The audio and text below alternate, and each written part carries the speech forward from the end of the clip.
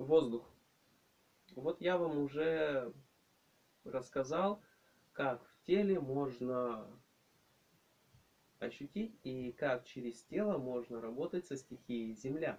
Достаточно подробно. И, разумеется, вы догадались, что в обязательном порядке точно так же надо работать со всеми стихиями. И со стихией вода, будь водой, друг мой, да, и со стихией огонь. В общем, практикуете все то же самое со стихией воздух. Выйди в чисто поле, 3 раза обернись, озим шмякнись, только головой не бейтесь, да, обернитесь серым волком и вороным чернокрылом полетите по чертоги небесные.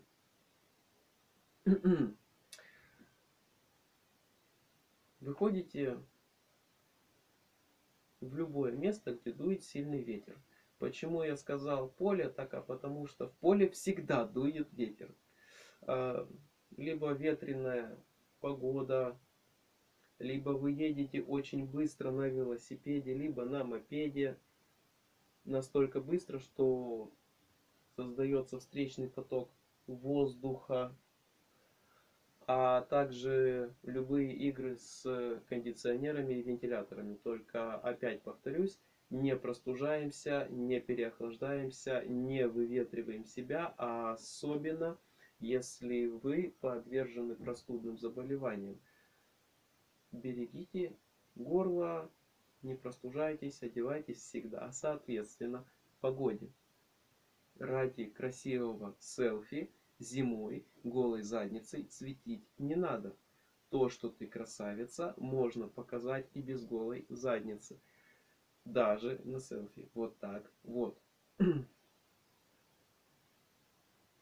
А то есть много случаев, когда люди реально получают обморожение, просто пойдя на фотосессию зимой в лес. Такой херней страдать не надо. Поскольку адекватное мышление любого человека всегда подсказывает, что здоровье надо сохранить. А у ведьм вообще за такие деяния есть, грубо говоря, нечто наподобие статьи члена вредительства, когда вы сами своему телу причиняете вред целенаправленно. То есть это касается и набивания различных частей тела, когда люди разбивают себе кости, наносят микротравмы. Зачем? Чтобы что? Чтобы как?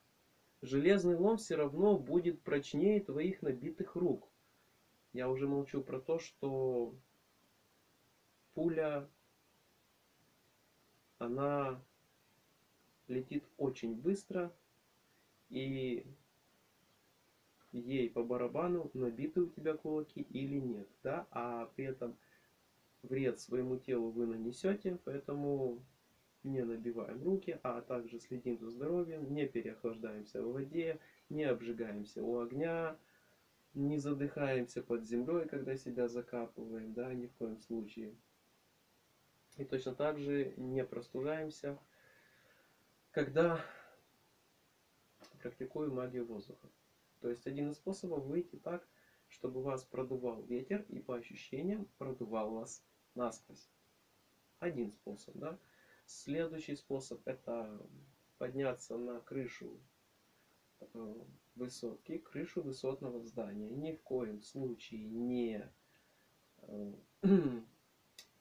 делаем это в непредназначенных для этого местах, только специально оборудованных либо многоэтажки, либо специальные площадки на крышах, где есть четкие перила, где есть все необходимые приспособления для того, чтобы вы никоим образом, даже случайно, не упали с крыши. В любом случае к краю крыши не подходим. Просто достаточно подняться на верхотуру. Ну, вообще самая высшая точка жилого дома, вообще самый кайф, самая круть. Сам факт того, что вы поднялись на высоту. Как это в теле проявляется? Да очень просто. Вы начнете просто ощущать свое тело легким, воздушным и начнете ощущать свою ауру напрямую, управлять ей, двигать ей, да. И если в данном состоянии научитесь двигаться телом, то сможете даже управлять данными процессами, формируя различные вихри воздуха, как тот же самый Аанг, да, аватар Аанг, к примеру. Что еще интересного из этой темы могу рассказать, так это то, что если вы действительно настроитесь на стихию воздуха, то в тех местах, где вы слышите своим телом, ушами завывание, заунывное завывание ветра, то, настроившись на стихию воздуха напрямую, вы своими ушами услышите тонкую музыку ветра, то есть буквально это будет красивая мелодичная мелодия, похожая, отдаленно напоминающая на звон колокольчиков. Вот это и будет музыка ветра, когда сам вихрь воздуха течет, где-то закругляется, вызывает определенные возмущения в окружающей среде, получается неприятный некий такой вой, а на тонком плане данное течение энергии звучит очень приятно, мелодично, и данный звук, вот его не хочется переставать слушать, он очень и очень кайфовый. Кстати, вам подсказка. То же самое касается огня, то же самое касается земли. В общем, вообще любые предметы, они все имеют свой звук, цвет, запах, плотность, тактильно. Можно их ощущать. Только надо же понимать, что все это делается медитативно и на уровне энергии. Таков путь.